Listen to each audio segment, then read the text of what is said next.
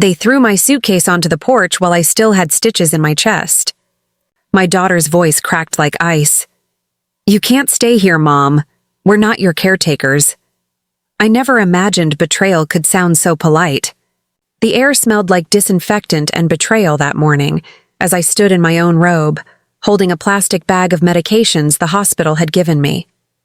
My daughter, Celeste, wouldn't meet my eyes, and her husband, Adrian, hovered behind her, tapping his phone, pretending to be busy while orchestrating my exile. Only my granddaughter, Lily, peeked from the staircase, confusion swirling in her small brown eyes. She whispered, "Grandma?" Before Celeste hissed, "Go to your room, sweetie." That was the last voice of kindness I heard in that house. I had spent my entire life making sure Celeste never went to bed hungry, never walked to school without clean clothes, never cried alone after her father's accident. And now, after all the nights I'd prayed for her safety, she turned me into a burden to be discarded. The surgeon had warned me not to climb stairs, not to lift anything heavier than a loaf of bread. Yet here I was, dragging my suitcase down the porch, each step slicing through the pain of fresh stitches. I didn't cry then. I think something inside me had already snapped weeks before, when I overheard them whispering about that inheritance money and how we could use it to fix the backyard. It wasn't a shock anymore. It was confirmation. Walked 2 blocks before realizing I didn't even have a destination. My phone was dying, and my bank card was still in a purse Celeste had promised to keep safe. I sat on a park bench and watched a group of pigeons fighting over breadcrumbs. That's what we humans looked like, I thought, fighting for scraps of affection, approval, or control. A woman around my age, maybe 70, sat beside me. She offered me half of her coffee, said her name was Beatrice, and that she'd been kicked out by her son after he remarried.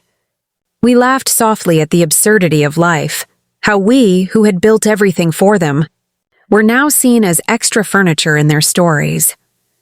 Beatrice told me about a local shelter that accepted elderly women temporarily. It wasn't fancy, but it was warm, safe, and quiet. That night, I slept on a narrow cot under fluorescent lights, surrounded by the gentle snores of women with stories just like mine. Some had tears drying on their cheeks. Some stared blankly at the ceiling, lips moving silently as if praying for a way home. I lay awake and realized something strange. I wasn't broken. I was awakening. The next morning, I went to the local library to charge my phone. Messages from Celeste flashed across the screen. Short, transactional, cold. "Don't make this harder." "We'll send your things later." And finally, "Don't talk to Lily for a while. She's confused." My heart trembled at that last one. They were trying to erase me, to make my absence easier to justify. I stared at my reflection in the library's glass window.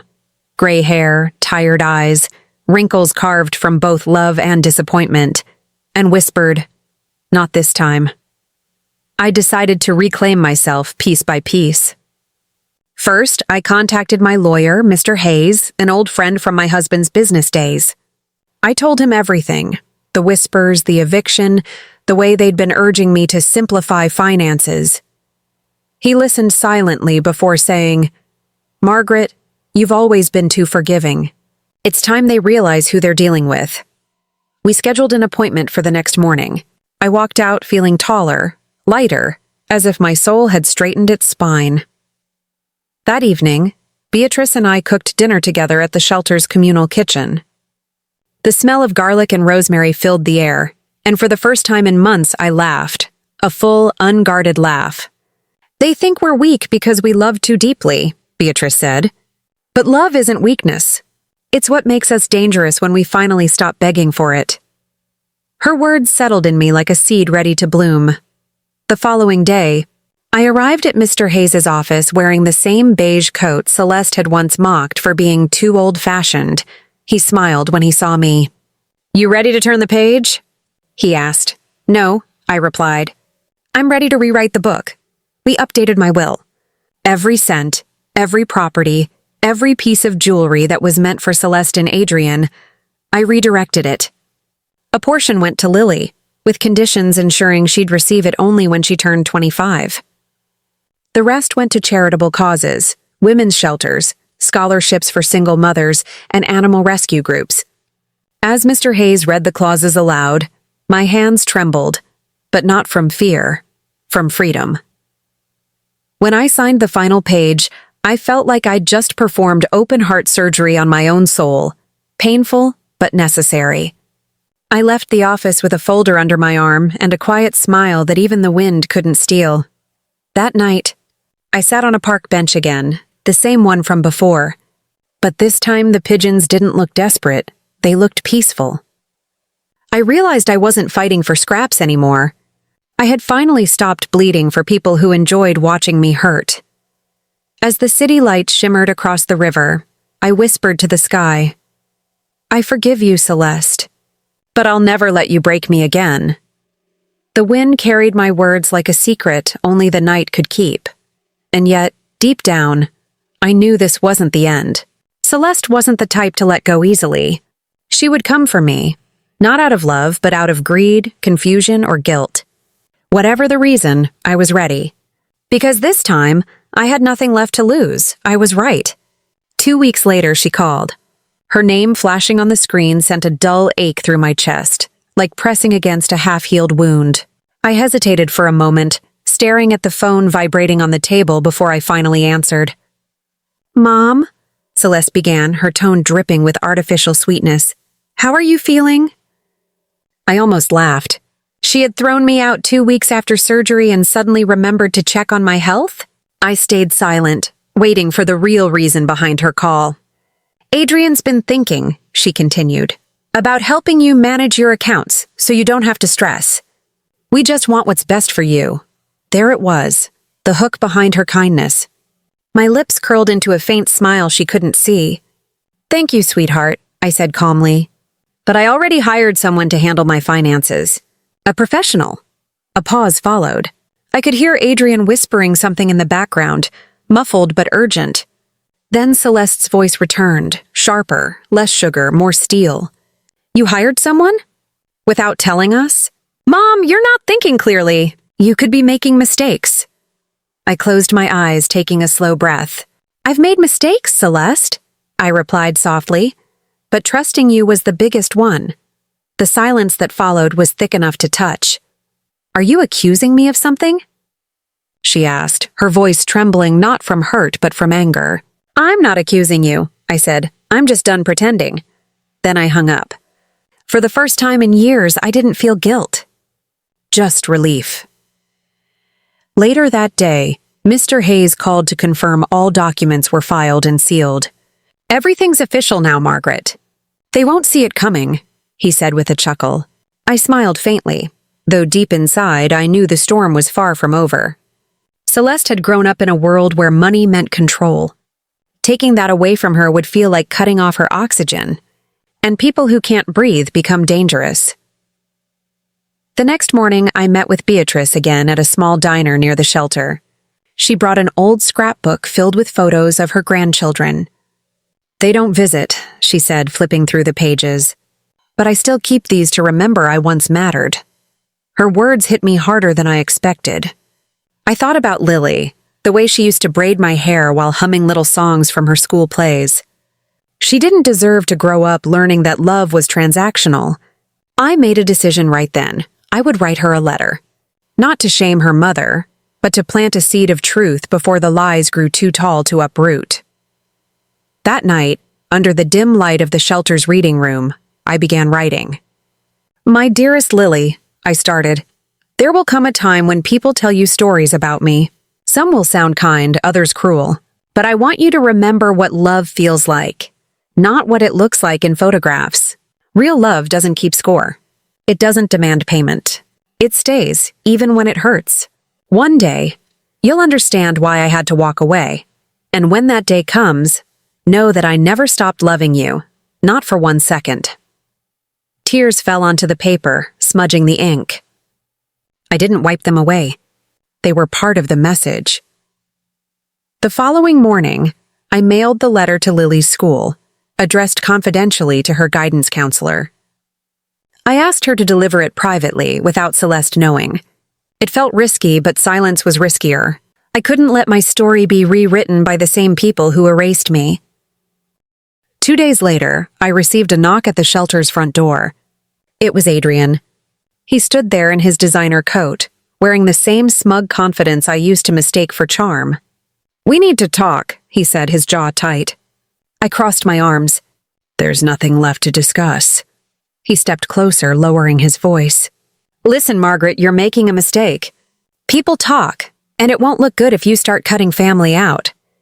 You'll seem unstable." I laughed softly. "Unstable?" I repeated. "You mean independent?" His expression faltered. "You don't understand. Celeste's been under a lot of stress. She thought you were losing touch with reality, forgetting things, misplacing documents. She just wants to protect you." I tilted my head. "Protect me or protect herself?" He froze, realizing I wasn't the frail woman he used to manipulate with smiles and guilt. I leaned closer and whispered, "Tell your wife that the next time she sends her husband to intimidate me, she should come herself. I'd love to see her try." Then I shut the door in his face. That evening, the shelter director called me aside. "Margaret, there's been a strange call asking for your personal information," she said. "A man claiming to be from your bank." My stomach sank. "They were trying to access my accounts." "Thank you," I said. "Please don't give anyone anything. I'll handle it." I went straight to Mr. Hayes the next morning. He helped me secure everything: new passwords, restricted access, even a notification system if anyone attempted to make unauthorized changes. He was furious. "These people are circling like vultures," he said. "But don't worry, you've got the law on your side." Despite the chaos, I felt calmer than ever. Sometimes peace doesn't come from fixing things. It comes from letting the truth stand naked and unbothered. Celeste could plot, scheme, and smear my name, but she couldn't touch my dignity. A week later, Beatrice and I attended a small community art event. Paintings hung on the walls, some abstract, some painfully real. One painting stopped me cold. It showed an old woman standing at a crossroads, her shadow split in two. One side reaching toward light, the other swallowed by darkness. The caption read, "Freedom is not the absence of pain. It's the decision to stop kneeling." I stood there for a long time, staring, feeling my heart beat against the ribs like a drum of rebirth. Beatrice whispered, "That's you." When I returned to the shelter that night, a letter awaited me. The envelope was thin, the handwriting unmistakable, Celeste's. My hands shook as I opened it. The words inside were short and venomous. "You're ruining this family. If you don't come to your senses, we'll take legal action. You're not well, Mom. Everyone can see it." I crumpled the paper slowly, feeling an odd sense of pity. It wasn't anger that burned in me anymore. It was sorrow for the woman my daughter had become. I sat by the window, watching the streetlights flicker on. For the first time in my life, I didn't feel the urge to chase approval or beg for understanding. I had finally accepted that sometimes love has to mean walking away, even from your own blood. But deep down, I knew Celeste's threat wasn't empty. Something darker was coming, something that would test the limits of my strength and the truth I had chosen to stand on, and I was ready. The next morning, sunlight broke through the blinds, scattering across the floor like shards of quiet gold. Emma hadn't slept. Her mind replayed last night's storm of tears and words she could never take back. She sat on the edge of her bed, clutching the cross pendant her father had given her years ago before leaving home. "Stay strong, my little light," he had said before walking away into a life of silence. Now, decades later, she felt that same helpless ache in her chest, an ache that came from not understanding why love always seemed to leave her behind. In the kitchen, the faint smell of coffee drifted through the air. Noah was gone. A note sat on the counter. "I need space. Don't wait up." Her stomach twisted. It was only 6 words, but each one carried the weight of a goodbye not yet spoken. She stared at it until her eyes blurred, then tore it into pieces. She went to work, trying to drown herself in routine. But the world seemed louder today. The ticking of the office clock, the laughter of co-workers, even the shuffle of papers. Everything reminded her that her heart was somewhere else, lost between yesterday's arguments and today's silence. When her phone buzzed, she grabbed it instantly.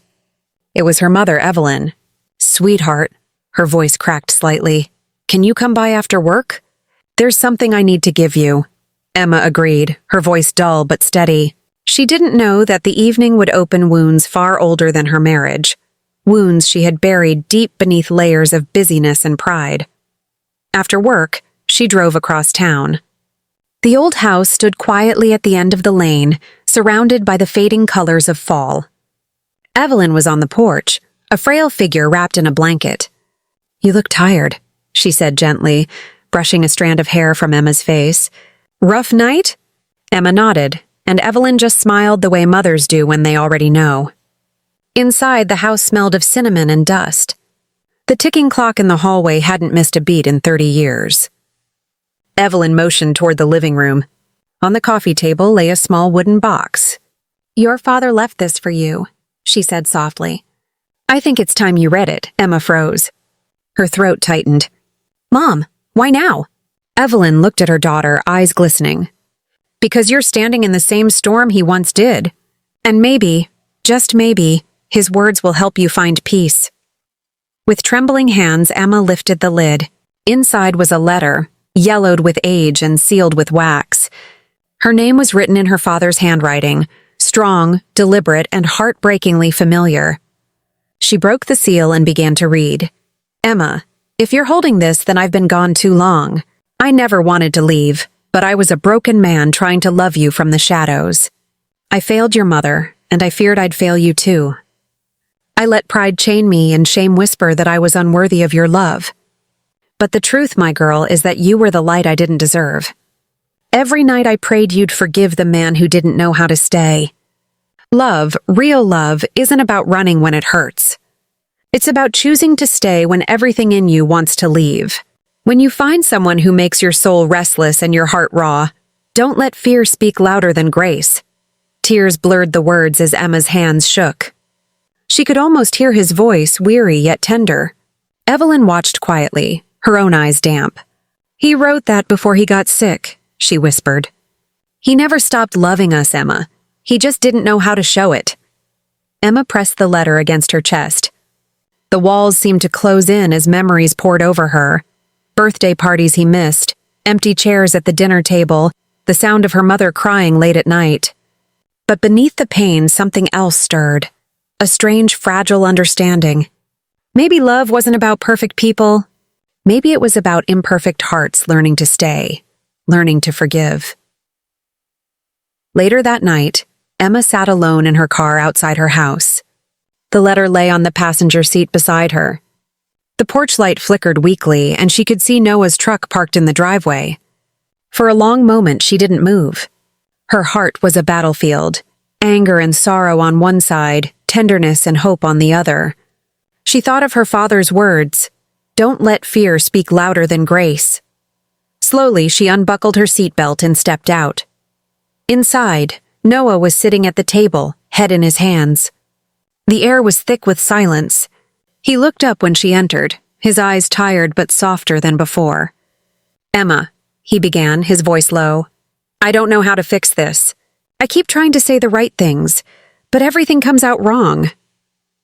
She walked closer, holding the letter. "Maybe it's not about fixing," she said quietly. "Maybe it's about understanding what broke us in the first place." He frowned slightly. "What do you mean?" She handed him the letter. "My father wrote this before he died. He left us because he didn't think he was worthy of love. I've spent my whole life being afraid of becoming him. So afraid that I started pushing you away before you could do the same to me." Noah read the letter in silence, his fingers tracing the faded ink. When he finished, his eyes glistened. "Emma, I don't want to be your father's ghost. I want to be the man who stays." Something inside her cracked. For the first time in weeks, she let herself cry. Not the quiet tears of frustration, but the kind that come from deep, wordless surrender. He reached for her hand, and she didn't pull away. They sat like that for a long time, surrounded by broken pieces that somehow felt holy in their imperfection. Outside, the night was still. Somewhere in the distance, a church bell rang. Emma leaned her head against Noah's shoulder, whispering, "Maybe grace doesn't erase the pain. Maybe it just gives us the strength to face it." He nodded, pressing his forehead against hers, and in that fragile silence they both felt something shift, a flicker of hope rising through the cracks. Little did they know, that letter wasn't the only secret her father had left behind. In the bottom of the box, beneath the folded paper, something else waited, a faded photograph and a name that would soon unravel everything Emma thought she knew about her family, her marriage, and the very meaning of love itself. The next morning, sunlight touched the edges of Emma's face as she stirred awake on the couch. Noah had fallen asleep in the armchair across from her, a blanket draped carelessly over his shoulders. For the first time in weeks, the house felt calm, as if a quiet truce had settled between them. The letter still lay open on the coffee table, the edges curling from age. But it wasn't the letter that drew Emma's attention now. It was the small photograph she hadn't noticed before.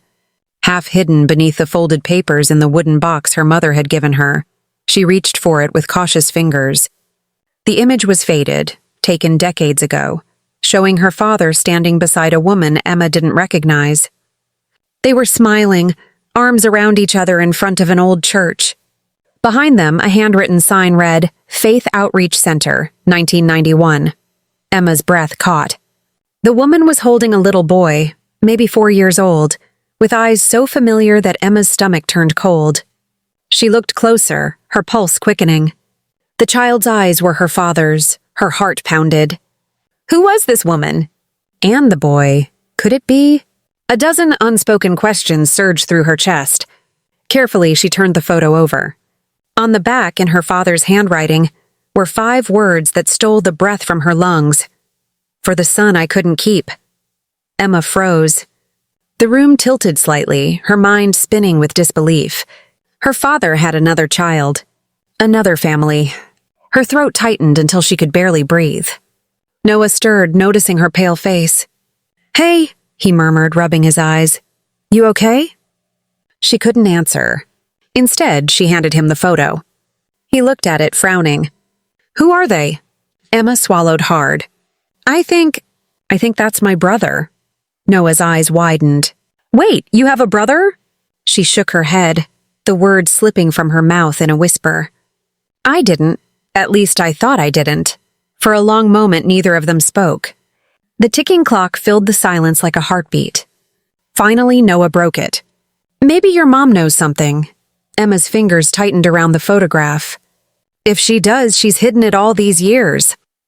There was anger in her voice, but beneath it, a deep, hollow ache. She needed answers. By noon, she was back at her mother's house. Evelyn greeted her with a weary smile that quickly faded when she saw Emma's face. "What's wrong?" she asked, though her tone already carried a trace of fear. Emma held up the photograph. "You tell me." Evelyn's breath caught. Her eyes darted to the picture, then away, as if it burned. "Where did you find that?" she whispered.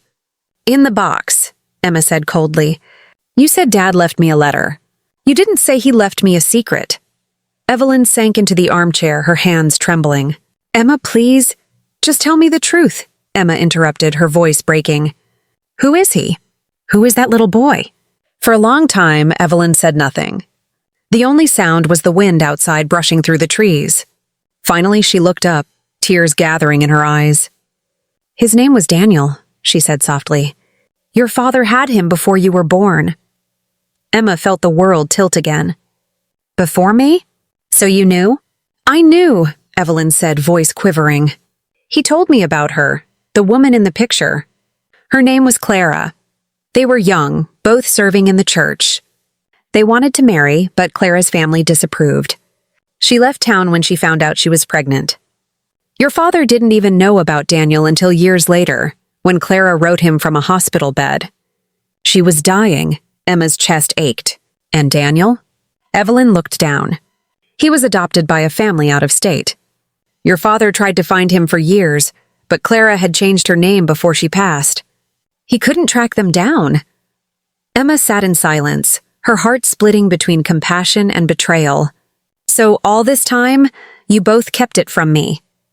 Evelyn reached for her daughter's hand, but Emma pulled away. Sweetheart, we didn't want you to carry his mistakes. Your father lived with that guilt every single day. Emma rose to her feet, tears stinging her eyes. You should have told me. He was my family too.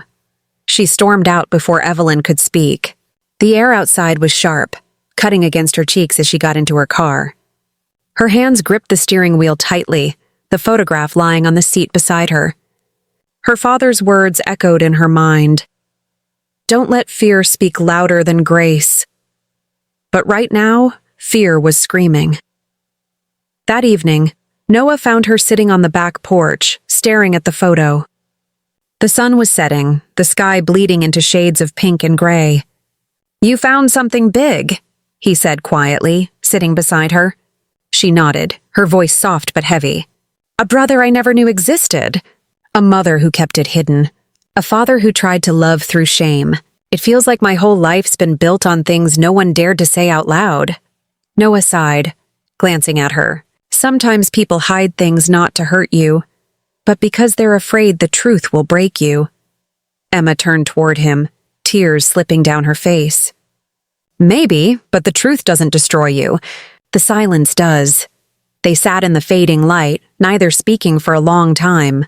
The photograph rested between them like a fragile bridge between past and present. Finally, Emma whispered, I have to find him, Noah.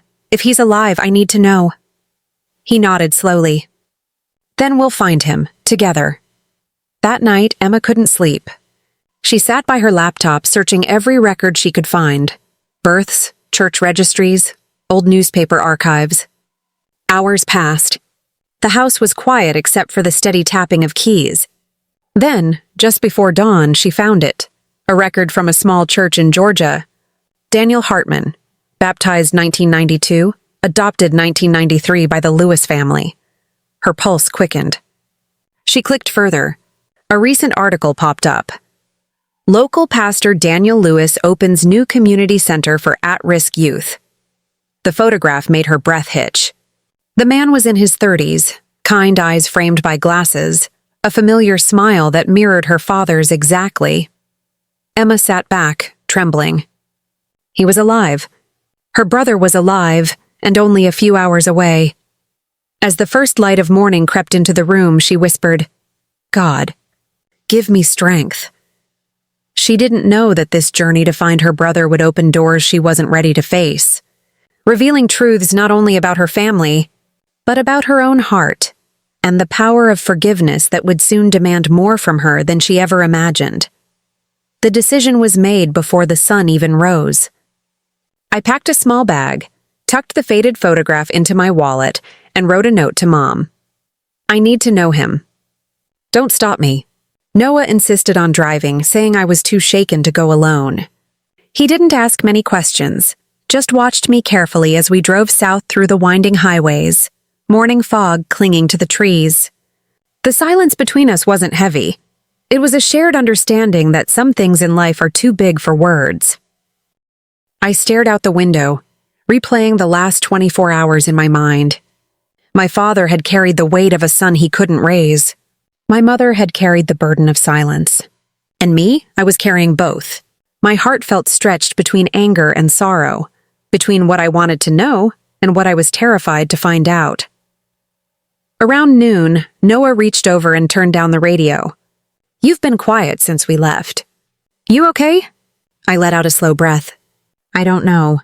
Every time I think about meeting him, I feel like I'm trespassing on someone else's life. What if he doesn't want to see me? Noah's voice softened. Then you'll still have tried.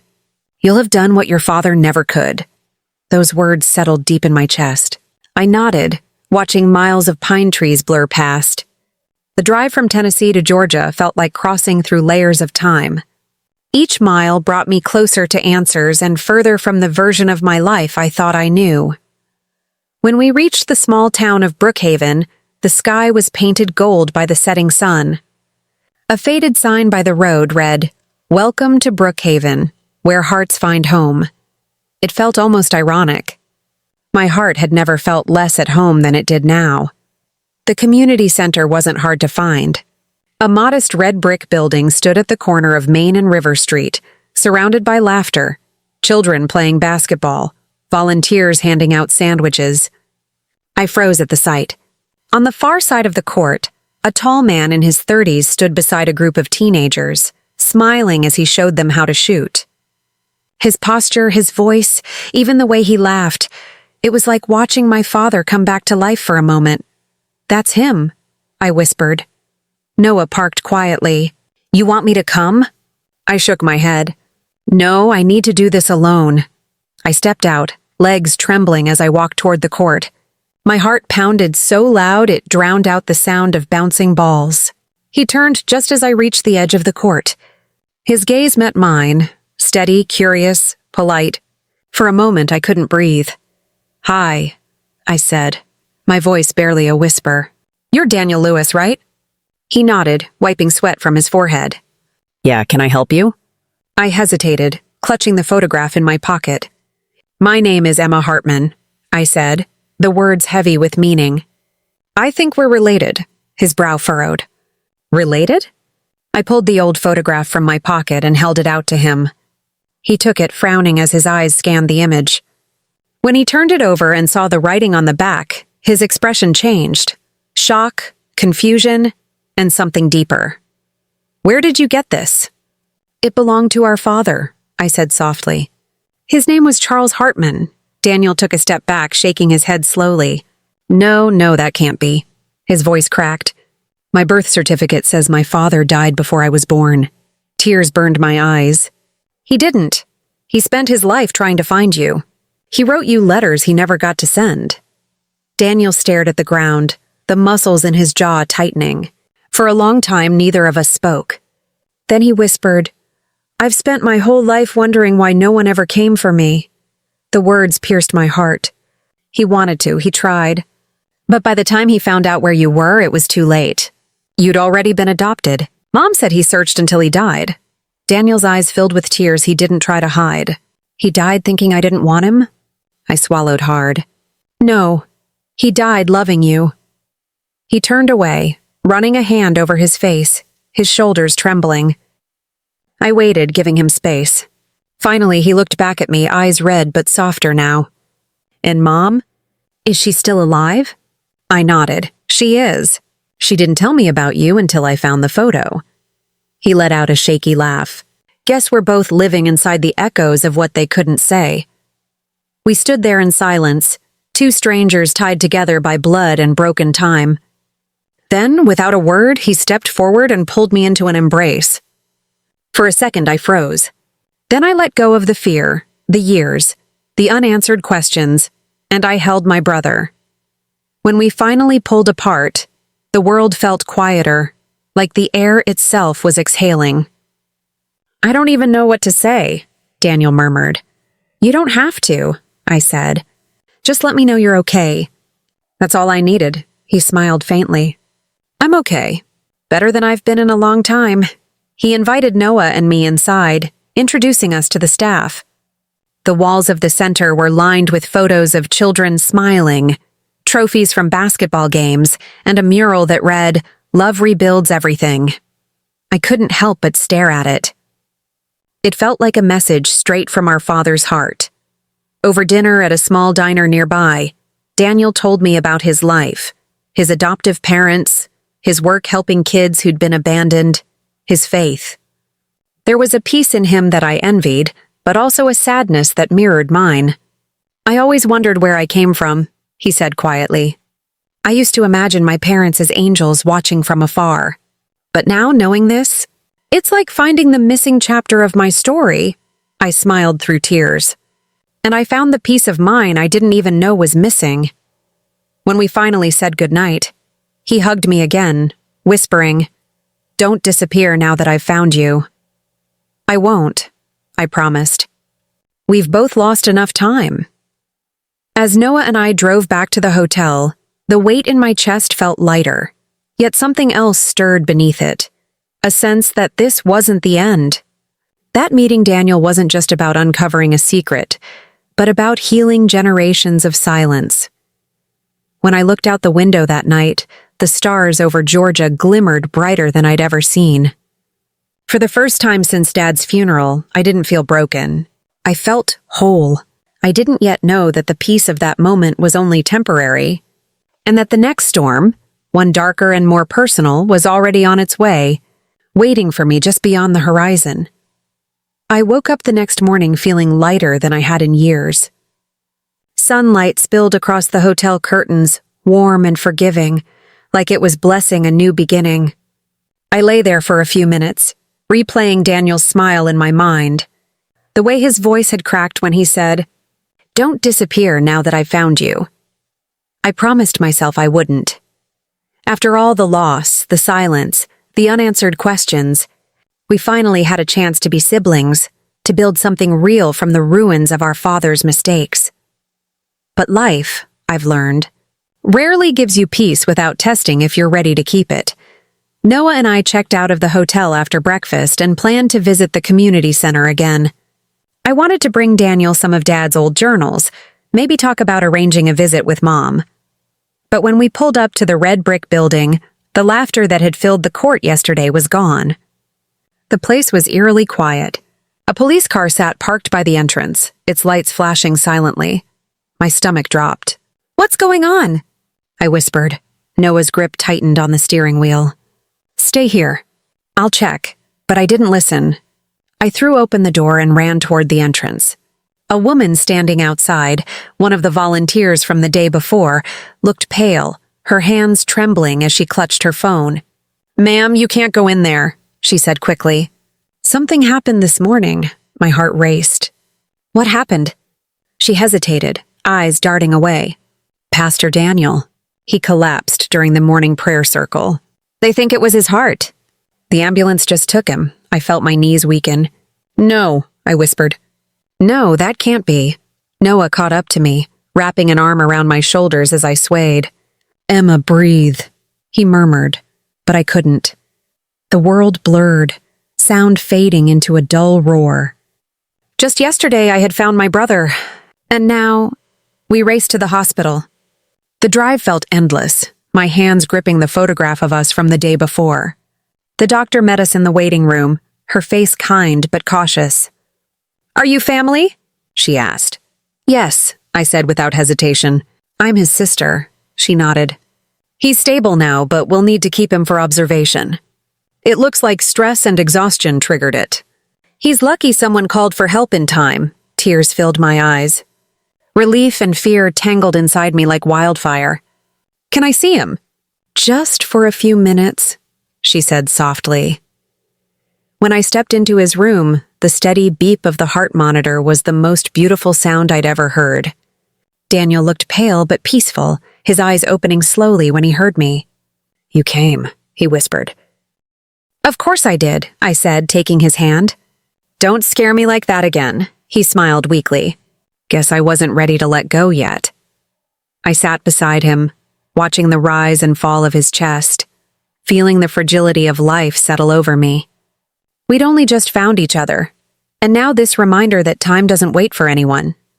"Maybe this is God's way of slowing me down," he murmured. "I've been running for so long. Trying to save everyone else's kids, I forgot to take care of myself." I squeezed his hand. "Then let me help you now. Let me be the sister you never had." He nodded, eyes glistening. "I'd like that."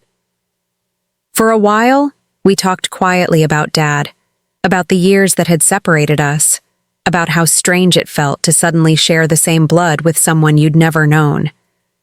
Then Daniel grew serious. "There's something I need to tell you," he said. "Something I've never told anyone." My heart tensed. "What is it?" He hesitated.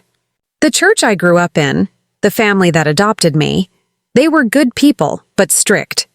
My adoptive father was a pastor too, and he believed in discipline more than love. When I turned 18, I left. I spent years angry at God, angry at everyone.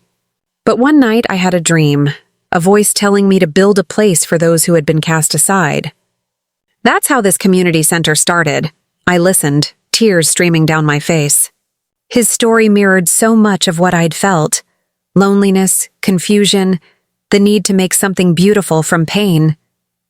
"You've already done more good than most people do in a lifetime," I said softly. "Dad would be proud of you." He smiled faintly. "Maybe. I just hope I can be strong enough to keep going."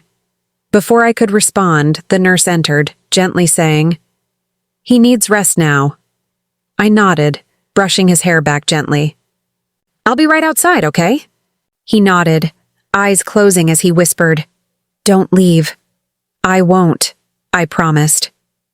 Outside the room, I sat beside Noah in silence, the photo of Daniel's community center glowing on my phone screen. My chest hurt in a way that words couldn't describe. I'd come all this way searching for truth, but I hadn't expected to find someone I'd be terrified to lose so soon. That night, Noah and I stayed at a motel across from the hospital. I couldn't sleep. I kept replaying everything: Dad's letter, the photograph, Mom's silence, Daniel's voice. Around 3 a.m, I stepped outside. The parking lot was still, the air cool against my skin. I looked up at the hospital window, the faint light of his room glowing like a single star. I whispered into the night, "Please, God, don't take him away from me. Not now. Not after everything." And for the first time in years, I prayed, not because I wanted something, but because I couldn't bear the thought of losing what I'd just found. The next morning, the doctor met us with a tired smile. "He's responding well," she said. "If he rests and follows treatment, he'll recover fully." Relief washed over me so strong I nearly collapsed. I thanked her over and over. When I went back to Daniel's room, he looked stronger already. "Guess I'm harder to get rid of than I thought," he teased weakly. I laughed through tears. "You better be. We have too much life to catch up on." He reached for my hand again. "You know what's funny?" he said quietly. "I used to dream I had a sister who would find me. Every time I was alone, I'd imagine someone knocking on the door saying, 'You're not forgotten.'" I broke down then, completely undone by the tenderness in his voice. "I'm here now," I whispered. "And I'm not going anywhere." The machines hummed softly beside us, steady and rhythmic, like a heartbeat echoing the second chance we'd both been given. But deep inside, I knew this story wasn't finished. There were still wounds in my family that hadn't healed, truths that hadn't been faced, and soon I would have to go back home, to my mother, to the silence we'd left behind, and decide whether forgiveness could rebuild what secrets had destroyed. The night was heavy with silence, broken only by the faint hum of the refrigerator and the ticking clock above the window. Grace sat at the kitchen table, her fingers wrapped around a chipped mug of coffee gone cold hours ago. The rain outside had turned into a steady whisper, sliding down the glass in tired streams. Across from her sat her mother, her frail hands folded tightly in her lap, her eyes weary yet gentle. "You can't keep living like this, Grace," her mother said softly. "You're running yourself into the ground." Grace wanted to answer, but the words caught in her throat. For days, her mind had been a battlefield. Every moment replayed the argument with Daniel, the shouting, the tears, the slamming door. It wasn't just about betrayal anymore. It was about everything that had been lost in the years of trying to hold the pieces together. She had prayed, begged, and bargained with God, but nothing made sense anymore. That night, something inside her began to fracture. She stood up, pacing the narrow kitchen, feeling like her lungs couldn't take in enough air. "Mom, I don't even know who I am anymore," she whispered, her voice trembling. "I wanted to love him the way Jesus taught us to love, unconditionally, but it's like I'm the only one still trying." Her mother didn't rush to comfort her. Instead, she looked at her daughter with quiet strength. "Sometimes love isn't about holding on, Grace. Sometimes it's about letting God hold what you can't." Grace froze, the words sinking deep. They sounded so simple, yet they tore through her defenses. For the first time in years, she realized she had been trying to fix everything on her own: her marriage, her family, her pain, believing that faith meant controlling the storm rather than surrendering to it. Later that night, after her mother had gone to bed, Grace walked into the small living room and turned on the single lamp. The room glowed in amber light, soft and haunting. On the table sat her Bible untouched for weeks. She hesitated before opening it, her fingers trembling as she flipped through pages worn from years of searching.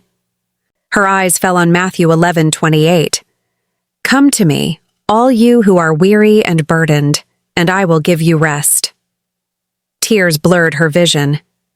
She sank to her knees, clutching the book against her chest as sobs escaped her. It wasn't graceful, it was raw and desperate. "God," she whispered through her tears, "I don't know what to do anymore. I'm so tired of pretending to be strong." The silence that followed wasn't empty this time. It was deep, still, and strangely full, as if the walls themselves were breathing peace back into her. The next morning, she woke up before sunrise. The sky was painted in soft strokes of lavender and gold, and for the first time in months, she didn't feel crushed by the weight of dread. There was still pain, but something gentle had begun to stir beneath it. She poured herself a cup of coffee and stood by the window, watching the light grow stronger. In that fragile dawn, she made a quiet decision. She couldn't change Daniel, and she couldn't rewrite the past, but she could choose to stop letting fear define her. She could choose to heal. When Daniel returned home later that day, there was an uneasy silence between them. He looked exhausted, his eyes sunken from sleepless nights. "Grace," he started, his voice low, "I don't know how to fix this." She studied him for a long time before answering. "Maybe we stop trying to fix it alone," she said gently. "Maybe it's time to let God show us what's left." He looked confused, almost frightened by her calmness. For once, she didn't rush to fill the space with explanations or tears. She simply stood there, steady and quiet, letting the silence speak what words could not. Days passed, and though nothing looked outwardly different, the atmosphere between them began to shift. They started praying together again, awkwardly at first, like strangers learning a forgotten language. Grace found herself speaking less and listening more. Daniel began coming home earlier, not because things were perfect, but because he wanted to try. Every prayer ended the same way. "Lord, teach us how to love again." It wasn't easy. There were nights when Grace still cried herself to sleep, mornings when old anger tried to creep back in. But each time she felt her heart slipping, she remembered her mother's words, "Let God hold what you can't." One Sunday afternoon, Grace took her daughter Lily to the park. The sun was warm, the laughter of children filling the air. Lily ran toward the swings, her hair glowing in the light. Grace watched her and felt something inside her thaw completely. It was as if God whispered through that simple moment, reminding her that love was never lost. It was being reshaped. She sat on the bench, closing her eyes, feeling the wind brush against her face. When she opened them again, Daniel was standing there at a distance, watching them with a look she hadn't seen in years, one of quiet awe. He walked closer, hesitating before sitting beside her. "I don't deserve any of this," he said softly. Grace turned to him, her voice steady but tender. "Neither do I. That's the beauty of grace. It's not about deserving." For the first time in a long while, they didn't need to say more. The sound of their daughter's laughter filled the spaces that had once been heavy with resentment. Grace reached for Daniel's hand. It wasn't a grand gesture, just a quiet bridge between two broken hearts trying to believe again. That night, as she lay in bed listening to the crickets outside, Grace felt something unfamiliar, peace. Not the kind that comes from everything being fixed, but the kind that blooms in surrender. She realized that healing doesn't arrive like a lightning strike. It comes like dawn, soft, patient, certain. And though the road ahead would still be steep, she finally knew she wasn't walking it alone. The days that followed felt different, not because everything had miraculously healed, but because Grace no longer lived under the same fog. The air in the house seemed lighter, as if someone had opened a window that had been shut for years. She woke earlier, prayed longer, and smiled more often. Not the forced kind of smile she used to wear for appearances, but something fragile and real. Even the mornings when Daniel said nothing and tension lingered like smoke, she found herself whispering, "Lord, give me patience." It wasn't perfection. It was persistence. But peace is often tested in the quietest moments. One evening, after a long day of work, Daniel came home with a face that said everything before he spoke. Grace was setting the table when she saw the look in his eyes. Guilt, exhaustion, something unspoken. He sat down without touching his food. "I need to tell you something," he said, his voice hoarse. Grace's stomach tightened. For a second, she thought she might faint. Her mind rushed to every possible nightmare, every fear that had haunted her prayers. He stared at the floor. "She called me," he said finally, "the woman from before." Grace froze, her hands gripping the edge of the chair. "And what did you say?" she whispered. "I told her it was over. For good. I told her I'm trying to make things right." His voice broke on the last word. Grace felt her throat close up, her chest burning. For months, she had prayed for truth, but now that it was here, it felt like swallowing glass. She turned away, tears pooling despite her effort to stay calm. "You should have told me the first time she called," she said quietly. "Not now." Daniel nodded, his face pale. "You're right. I just didn't want to hurt you again." The silence between them thickened. Grace wanted to scream, to throw the plates across the room, to demand why their love had to walk through this much pain. But all she could do was breathe, deeply, slowly. Later that night, after Daniel had fallen asleep, she sat on the porch wrapped in a blanket. The stars above were hidden behind gray clouds, the air damp and cool. She could hear the crickets, the faint sound of cars in the distance, and her own heartbeat echoing in her ears. "God," she whispered, "why do you keep asking me to forgive what keeps breaking me?" The question hung in the air, unanswered, but somehow she didn't feel alone. She remembered Jesus in Gethsemane, trembling, sorrowful, yet choosing surrender over escape. And in that memory, she felt a strange comfort. Maybe love wasn't about pretending not to hurt. Maybe it was about staying open in the middle of the ache. The next morning, Grace decided not to let bitterness be her language.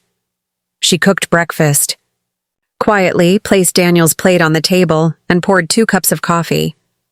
When he came in, she didn't mention the call. Instead, she said, "I'm not ready to trust everything yet, but I'm ready to try." Daniel looked stunned.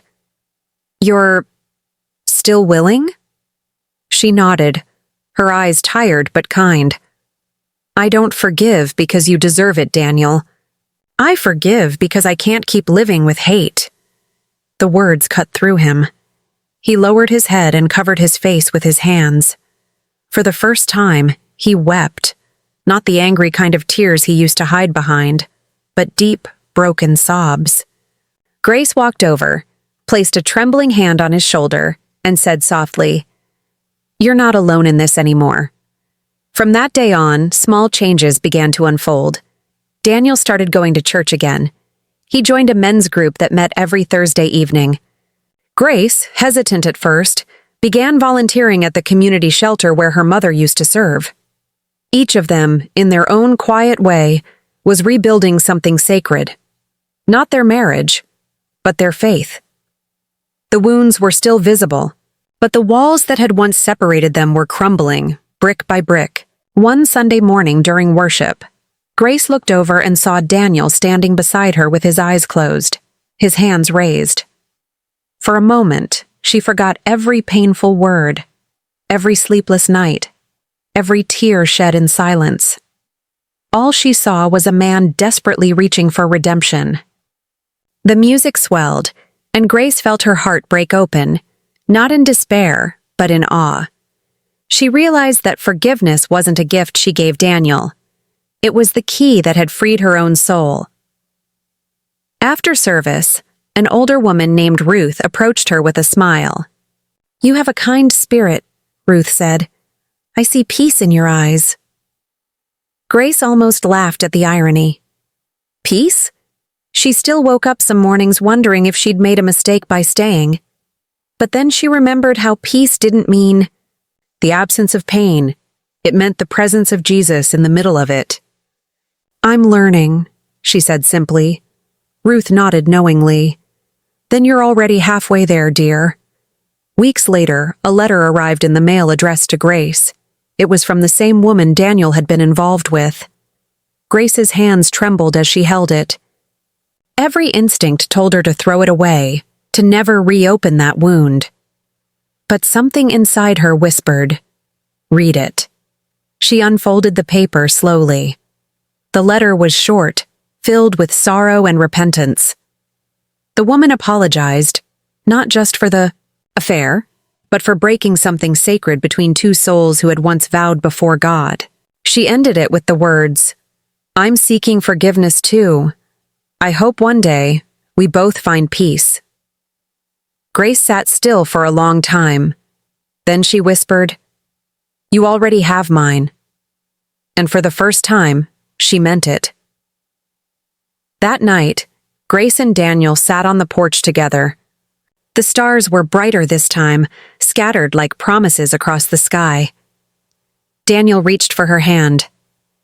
"I don't deserve you," he said quietly. Grace looked at him, her eyes glistening. "Neither of us deserve what God gives us, Daniel. That's why it's called grace." The wind blew softly, carrying the scent of rain and renewal.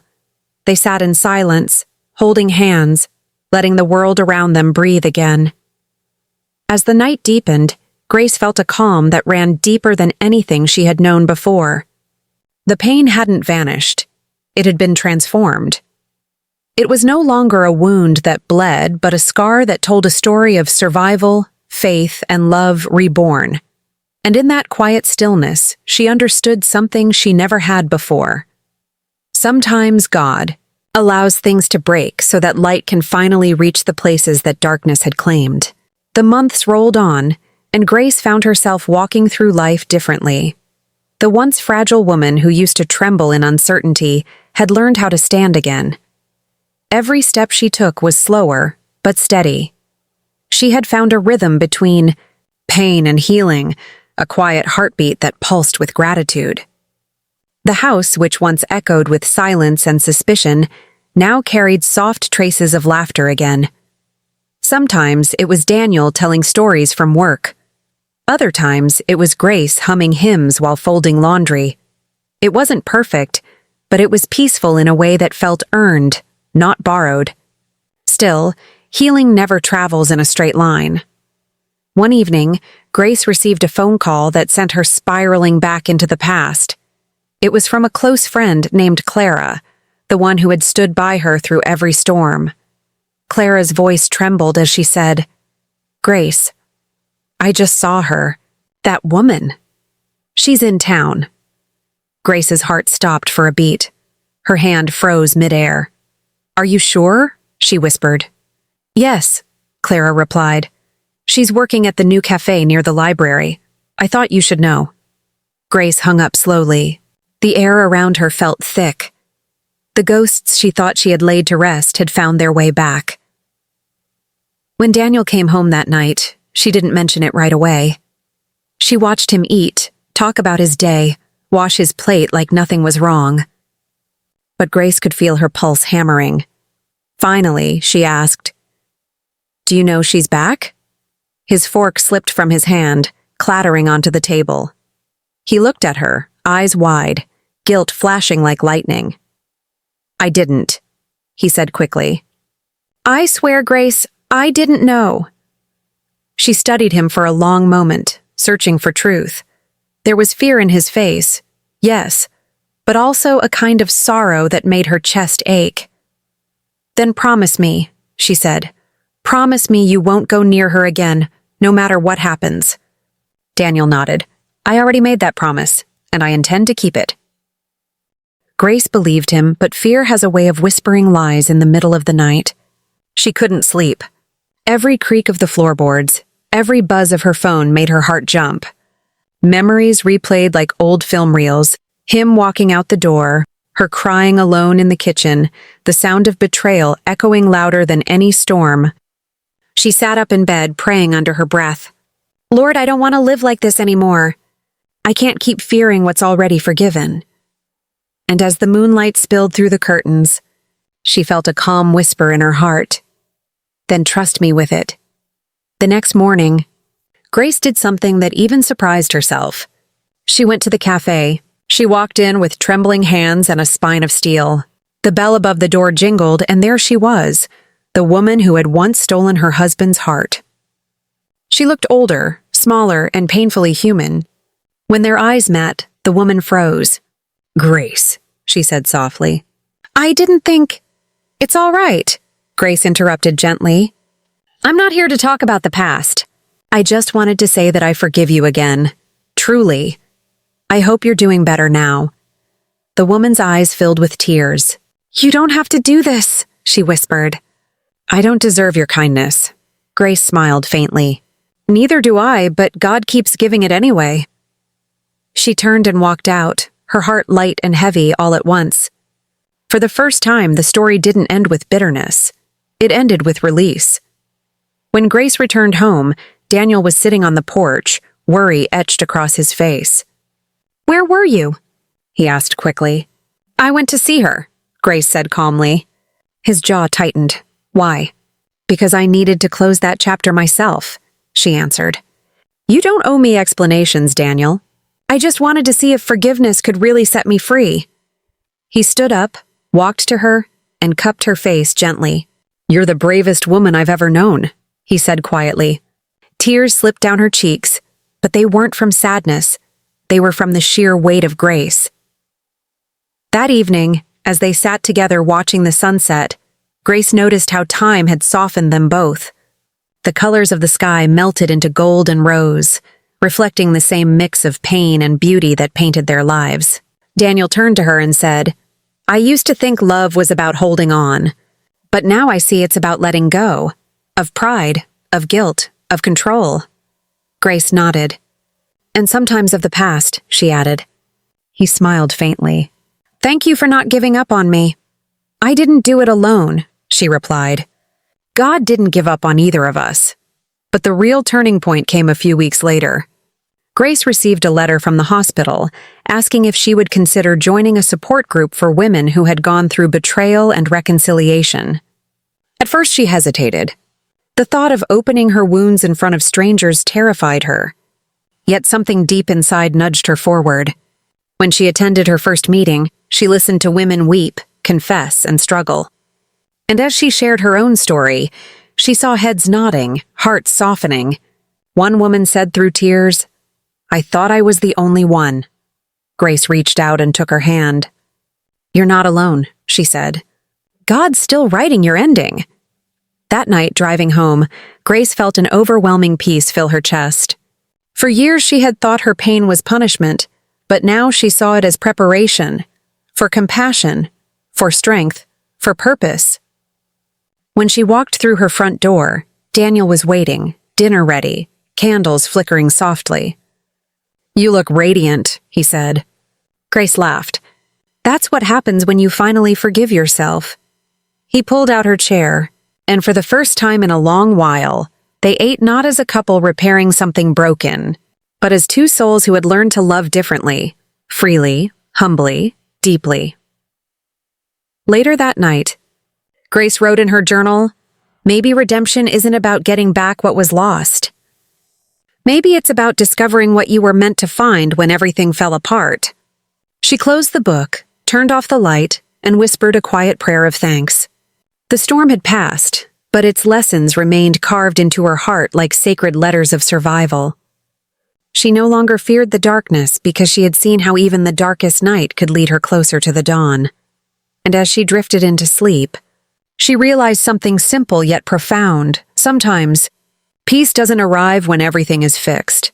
It arrives when you finally stop fighting what's broken and start trusting the one who can make beauty out of ashes.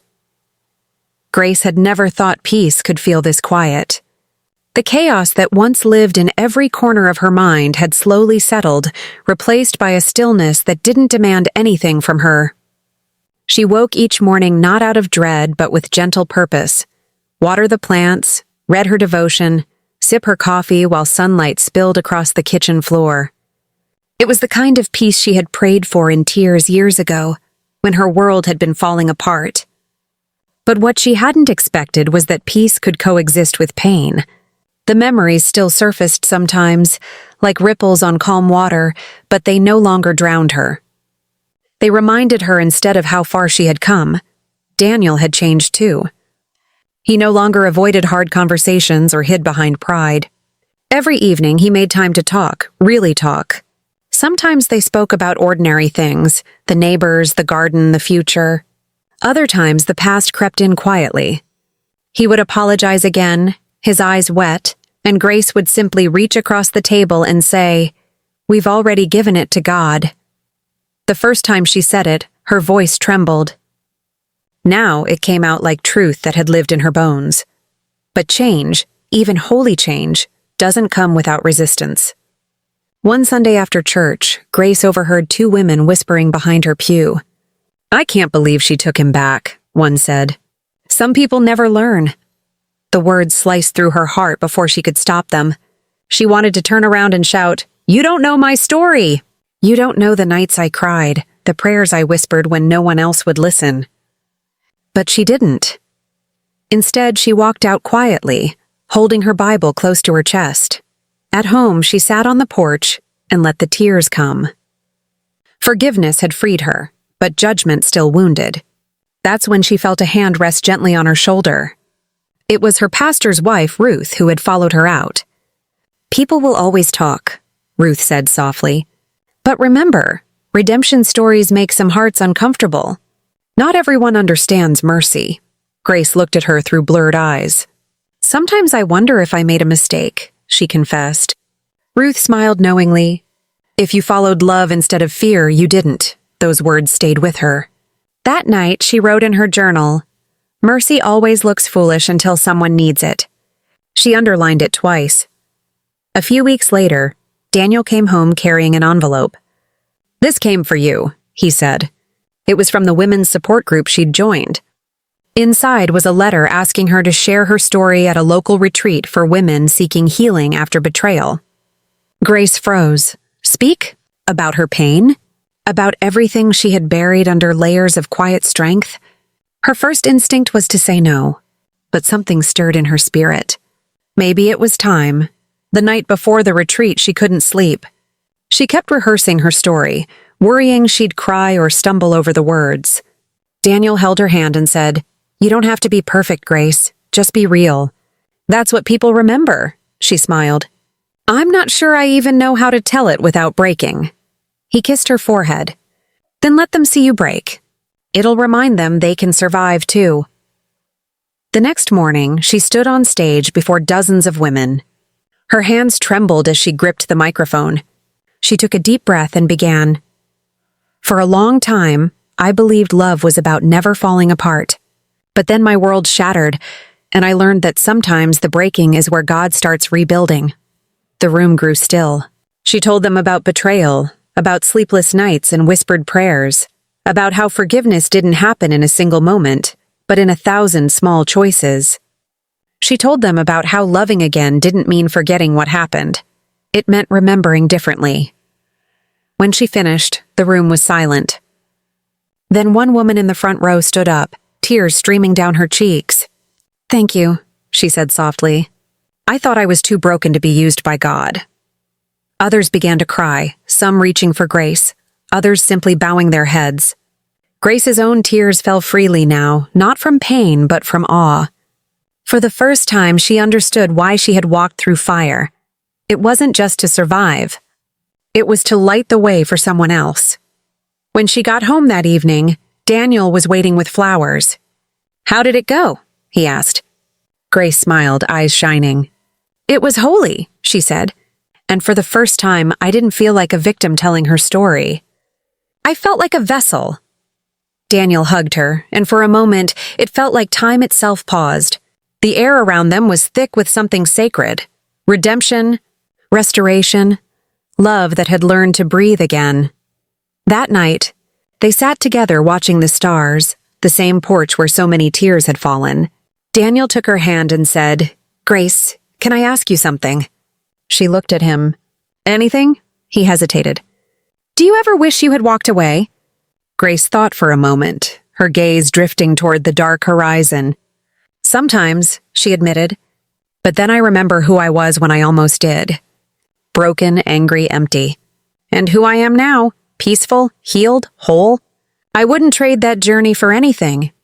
He nodded slowly. "Then maybe that's what redemption really is. Not erasing the pain, but transforming it."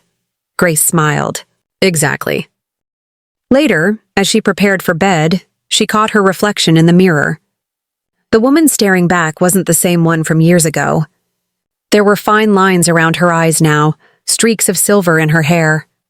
But there was also light, soft, strong, unshakable. She whispered to her reflection, "You made it." Then she turned off the light and climbed into bed beside the man she once thought she'd lost forever.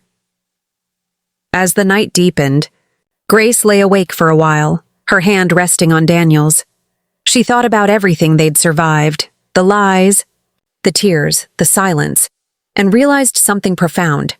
Love wasn't a single emotion. It was a discipline, a daily decision to choose grace over bitterness, faith over fear. And somewhere in the quiet, she finally understood that forgiveness didn't just change the person who received it. It transformed the one who gave it. Before sleep claimed her, Grace whispered a prayer. "Thank you, Lord, for teaching me that broken things can still bloom. Thank you for turning my pain into purpose." She closed her eyes, and for the first time in a long, long time she dreamed, not of the past, but of tomorrow. Months passed, and the rhythm of Grace's new life began to feel like a song she finally knew by heart.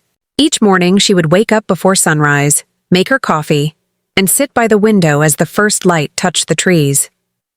Sometimes Daniel would join her, other times he would still be asleep, but either way, the peace remained. Grace had learned that joy didn't depend on someone else's presence. It came from within, built by the quiet trust that God had never left her side, even in the darkest nights. One Saturday morning, while she was tending to her garden, a small envelope arrived in the mail. It was from her daughter, Emily, who lived in another state.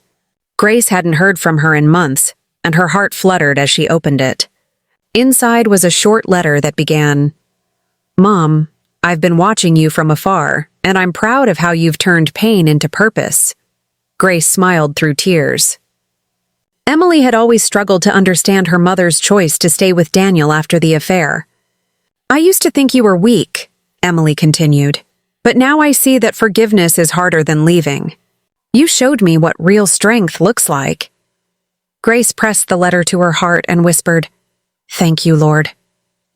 Later that evening, Daniel came home carrying a small box. "For you?" he said with a shy grin. Grace raised an eyebrow. "What's this for?" He shrugged. "For everything. For staying. For believing. For saving me when I didn't deserve it." Inside the box was a gold necklace with a small pendant shaped like an olive branch. "Peace," he said quietly. "That's what you've given me." Grace's eyes filled again, but this time the tears didn't sting. They healed. "You've grown so much," she said. "We both have," he replied, "but life has a way of testing every new beginning." A few weeks later, Grace received news that her dear friend Clara had been diagnosed with breast cancer. It hit her hard. Clara was the one who had stood by her through every storm, the friend who had prayed with her when she could no longer pray for herself. Grace drove to see her the next morning. When she walked into the hospital room, Clara smiled weakly and said, "You look like peace, my friend." Grace laughed softly, holding back tears. "You always see the best in me," she said. Clara squeezed her hand. "No, Grace, I see the truth. You're proof that God still works miracles." For the next several weeks, Grace spent nearly every day by Clara's side. They talked about life, love, and heaven. Sometimes they laughed until they cried. Other times they sat in silence, their hearts speaking what words couldn't. One night, Clara looked at her and said, "Promise me something." Grace nodded. "Anything." "Promise me you'll keep sharing your story," Clara said, her voice faint but firm. "Women need to know that faith can rebuild what the world says is finished." Grace swallowed hard. "I promise." When Clara passed away 2 months later, Grace was the one who spoke at her memorial. She stood before a crowd of weeping friends and family, her voice steady but soft. "Clara taught me that faith isn't about avoiding pain. It's about finding purpose through it," she said. "And I'll spend the rest of my life making sure her light keeps shining." Her words carried through the church like a whisper from heaven. Daniel sat in the front pew, his eyes never leaving her face. He had never seen her more radiant, more sure of herself, more alive. After the service, several women approached Grace, thanking her for her strength. One of them said, "Your story gave me courage to forgive my husband after 30 years of silence." Another whispered, "You made me believe healing is still possible." Grace realized then that her pain had become a seed, one that was now blooming in the hearts of others. A few days later, she started a small ministry at the church called Restored Hearts. Every Thursday evening, women gathered in the fellowship hall to share, cry, and pray together. Grace didn't preach, she listened. She guided them with gentle words and a steady spirit. "We don't fix each other here," she often said. "We remind each other that God still can." The group grew larger every month, and soon Grace found herself mentoring women from different towns, even receiving letters from strangers who had heard her story online. She never sought fame, but her message carried like wildfire. Grace always wins. Daniel supported her in every way he could. He helped set up chairs, brewed coffee for the meetings, and sometimes shared his own testimony with the men who came. Their marriage had become more than a love story. It had become a living example of redemption. When people looked at them, they didn't see perfection. They saw two flawed souls who had chosen to let love rebuild what pride once destroyed. One evening, after a meeting, Grace walked outside and saw a woman standing alone under the church lights. She recognized her instantly. It was the woman from the cafe. The air felt still. The woman approached slowly, her eyes red. "I saw your video," she said quietly. "I've been trying to start over, too." Grace felt a rush of compassion. She stepped forward and embraced her. "Then you already have," she whispered. The woman sobbed into her shoulder, and in that moment, Grace knew her promise to Clara was being fulfilled. Love was no longer just something she received, it was something she gave away freely. That night, Grace sat on her porch again, the place where so many chapters of her life had begun and ended. Daniel brought her a blanket and wrapped it around her shoulders. "You know," he said, "I think you were meant to go through all of it." Grace nodded. "I know. Because without the breaking, I wouldn't have known what real love feels like." She looked up at the stars, bright, endless, eternal. "It's strange," she continued. "The very pain I once begged God to take away became the soil where He grew my purpose." Daniel smiled. "And now you're helping others plant their own gardens." Grace leaned her head on his shoulder. "That's what love does, Daniel. It multiplies." The night breeze carried the scent of jasmine, and for a moment, everything felt holy. She thought about her past, her mistakes, her redemption, and realized that what had once been her greatest shame had become her greatest testimony. As the clock struck midnight, she whispered to herself, "I've learned that when you walk through fire with faith, you don't come out burned, you come out refined." And with that truth settled deep in her heart, she closed her eyes, letting peace wrap around her like a promise kept. A year later, Grace's little house had become the warmest place in the neighborhood. People often said time heals all wounds, but Grace knew the truth. Time alone heals nothing. It was love, the love God breathed into every tear and every word of forgiveness that truly mended her heart. Each morning she still brewed her same old cup of coffee, but when she watched the steam rise, she no longer saw loneliness. She saw life. She saw a beginning. She saw the peace she once believed she'd lost forever.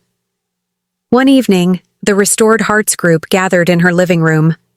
Women sat around the wooden table, laughing and crying as they shared stories too raw to hide. One said, "Grace, I used to think forgiveness meant weakness, but now I understand. It's strength." Another woman took Grace's hand and whispered, "Because of you, I didn't leave my husband. Now he goes to church with me every Sunday." Grace smiled, her eyes glowing in the candlelight. "Not because of me," she said softly. "Because of God's love. We're just the storytellers of his miracles." Grace's story began to spread far beyond her small town. A local TV station invited her to share her journey, from heartbreak to healing. When the host asked, "If you could speak to someone out there who's hurting, what would you say?" Grace paused for a moment, then answered, "I'd say, don't be afraid to be broken, because only when you're broken can God reshape your life in his image. Don't run from the pain. Let it teach you how to love deeper, live truer, and believe stronger." The studio fell silent. Many wiped their tears. From that day forward, Grace's life became a light to many, but what made her happiest wasn't the cameras or the applause. It was the quiet mornings, when she received messages from strangers saying, "Grace, today I chose to forgive. Thank you." Or from a man who wrote, "I prayed with my wife tonight for the first time in 15 years. Thank you for giving me hope." One golden evening, Daniel stepped out onto the porch, resting his hand gently on her shoulder. "I just got a call from our daughter," he said. "Emily and her husband are coming to visit this weekend." Grace's smile widened, her eyes filling with emotion. "After all these years?" "Yes," Daniel said. "And maybe this time, we can start over as a real family." That weekend, laughter filled the house again. Emily hugged her mother tightly and whispered, "Mom, I finally understand.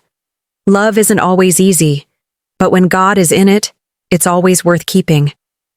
Grace could only nod, her heart swelling with gratitude.